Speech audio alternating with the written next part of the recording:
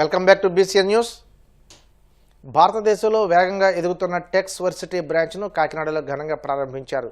ఈ కార్యక్రమానికి branch head doctor Kollu Srinivasarao అధ్యక్షత వహించగా ముఖ్య అతిథులుగా Karri Padmasri Narayanarao, Chodipalli Venkata Satyaprasad, Angani Swamivarma, doctor VV Rao, Rammohan Rao, Prabhas, Tirumalarao, chairperson Aryan group of institutions సభ్యులు పాల్గొని ప్రసంగించారు. ఈ సందర్భంగా కొల్లు శ్రీనివాసరావు మాట్లాడుతూ 2020లో స్థాపించబడిన టెక్స్ వర్సిటీ ఇప్పటి వరకు దేశవ్యాప్తంగా 50,000 మందికి పైగా విద్యార్థులకు శిక్షణ అందించి 90% పైగా ప్లేస్మెంట్స్ రికార్డు సాధించిందని తెలియజేశారు. గూగుల్, AWS, మైక్రోసాఫ్ట్ వంటి ప్రముఖ సంస్థలతో భాగస్వామ్యంతో artificial intelligence, machine learning, cyber security, data science, full stack development, cloud computering వంటి కోర్సులు అందిస్తున్నామని అన్నారు. ఈ కార్యక్రమంలో సంస్థ general manager Bhaskar, zonal manager Pratap Kumar, Kakinada team సభ్యులు మానస రమణి, సత్యనారాయణ తదితరులు పాల్గొన్నారు. Knowledge, positivity and new beginnings. I request our respected chief guests and dignitaries to kindly come forward and light the lamp. మన భారతదేశం అగ్రికల్చర్ అనుకునే వాళ్ళం. అగ్రి నుంచి మనం ఎడ్యూటెక్ వరకు వచ్చాం. ఏమీ లేని దగ్గర నుంచి అన్నీ తెచ్చుకున్నాం. ఇంటర్నెట్ అనేది very powerful weapon now. Net అనేది లేకుండా మన జీవితం ఉదయం లెగిస్తే ఇంటర్నెట్, యూట్యూబ్, వాట్ ఎవర్ మన దైనందిక జీవితంలోనే డిజిటల్ కరెన్సీ గురించి, డిజిటల్ మార్కెటింగ్ ప్రతి దానికి కనెక్ట్ అయ్యి ఉన్నాం. కానీ ఈ డిజిటల్ మార్కెటింగ్ వల్ల మనం ఎడ్ల బడి నుంచి ఎడ్యూటెక్ వరకు వెళ్ళాం, ఉత్తరాల నుంచి అందమైన చిత్రాల వరకు వెళ్ళాం. ఇదంతా బ్యూటీ ఆఫ్ ద టెక్నాలజీ. దీని వెనకాల అశేషమైన కృషి ఉంది. ఇండియా ఈరోజు టెక్నాలజీలో డెవలప్ అవుతున్నాం. దాని సైమల్టేనియస్గా మనకున్నటువంటి ఎడ్యుకేషన్తో పాటు ఈ టెక్నికల్ క్వాలిటీస్ ఉంటే కానీ జాబ్ అనేది కొంచెం ఇబ్బందికరంగా ఉంటుంది. ఇదే అంశాన్ని మన ఈ టెక్స్ అకాడమీ సంబంధించి జహీరుద్దీన్ షేక్ గారు మనం ఎలాగైతే ఉపయోగపడాలో, పిల్లలకి ఉద్యోగాలు వచ్చే ప్రయత్నం ఎలా చేస్తే బాగుంటుందని టెక్నాలజీతో పాటు, విద్యతో పాటు టెక్నాలజీ కూడా ఇస్తూ వాళ్ళకి చేయూతగా ప్లేస్మెంట్ ఇచ్చే పరిస్థితిని కూడా తీసుకోవడం కోసం చేసినటువంటి ఒక ప్రత్యేక దృష్టి పెట్టి చేసినటువంటి సంస్థ టెక్స్ వర్సిటీ.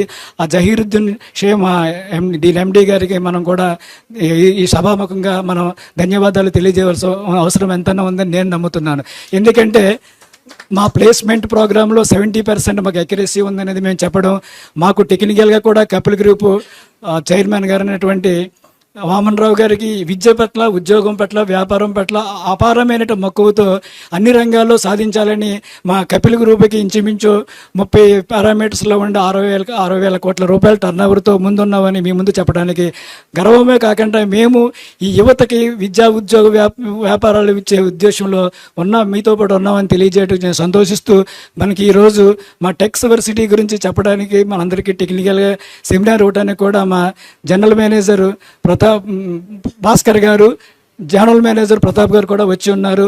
మనం మరింతగా ప్రోగ్రామ్ చేసుకొని ఎదరికి వెళ్ళే ఉద్దేశం ఉంది.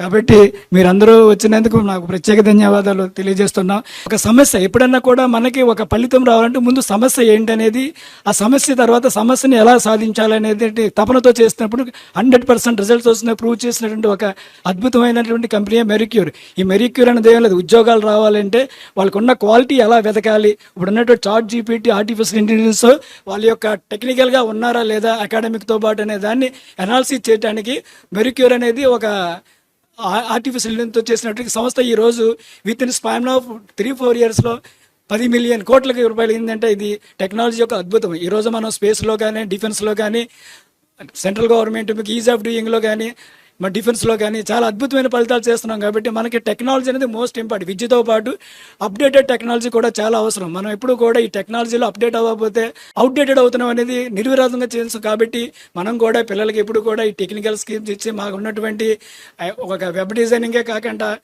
డిజిటల్ మార్కెటింగ్ అనండి, డేటా అనలిటిక్ అనండి, business building information methodology BIM అంటాం, అది సివిల్ ఇంజనీర్కి చాలా ఉపయోగపడుతుంది.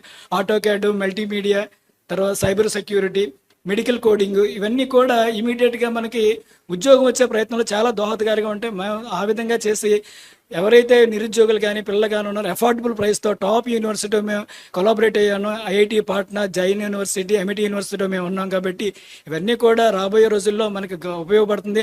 సెంట్రల్ గవర్నమెంట్ కానీ స్టేట్ గవర్నమెంట్ కూడా మనకి ఐటీ మీద చాలా స్కీమ్స్ పెట్టడం కానీ, ఈజ్ ఆఫ్ డూయింగ్ కింద ఫండింగ్ ఇవ్వడం కానీ, సీడ్ ఫండింగ్ ఇవ్వడం అనేది చేస్తున్నారు. కాబట్టి ఏదైనా సమస్య ఉంటే సమస్యకి ప్రత్యామ్నాయంగా ఏం చేయాలని పిల్లల్లోనే కానీ వ్యాపారవేత్తలు కానీ ఉండవలసిన అవసరం ఉంది. ఇప్పుడు ఉన్నటువంటి దానికి ఒక షార్ట్గా పెద్దలు కూడా మా డాక్టర్ స్వామివరం గారు వారికి నిజంగా మెట్లు కూడా ఎక్కలేని పరిస్థితుల్లో కూడా మా దగ్గరికి వచ్చి మనల్ని అందరినీ ఆశీర్వదించి చాలా గొప్ప విషయం. ఎందుకంటే వారి ఇంచుమించుగా 1200 మంది డాక్టర్లు, చైనా డాక్టర్లు చేశారండి. ఈ రోజు కూడా వారికి తపన అలాగా ఉంటుంది.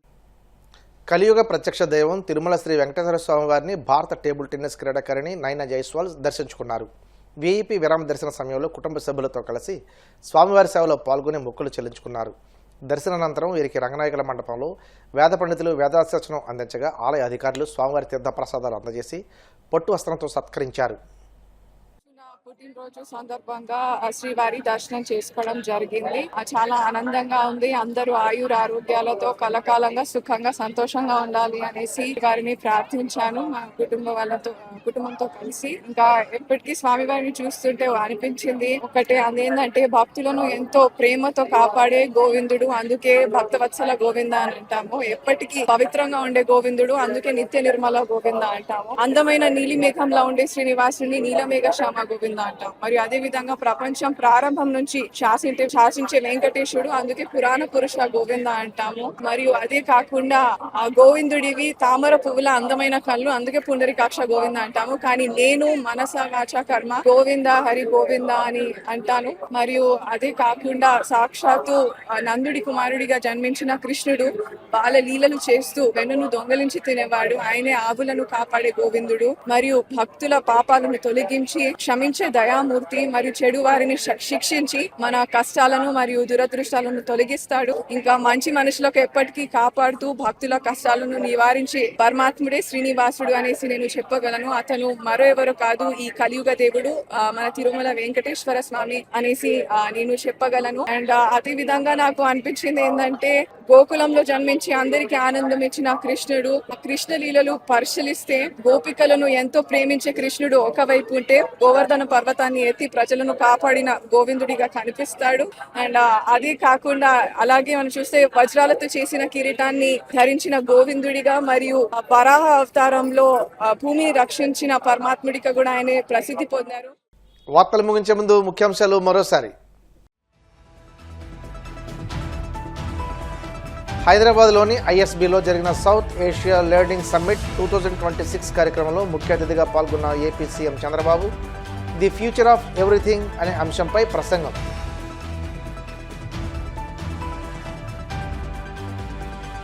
విశాఖ స్టీల్ ప్లాంట్ను సందర్శించిన కేంద్ర ఉక్కు భారీ పరిశ్రమల శాఖ మంత్రి కుమారస్వామి కేంద్ర మంత్రి శ్రీనివాస్ వర్మతో కలిసి ప్లాంట్లోని పలు విభాగాలు ఉత్పత్తి ప్రక్రియ పరిశీలన.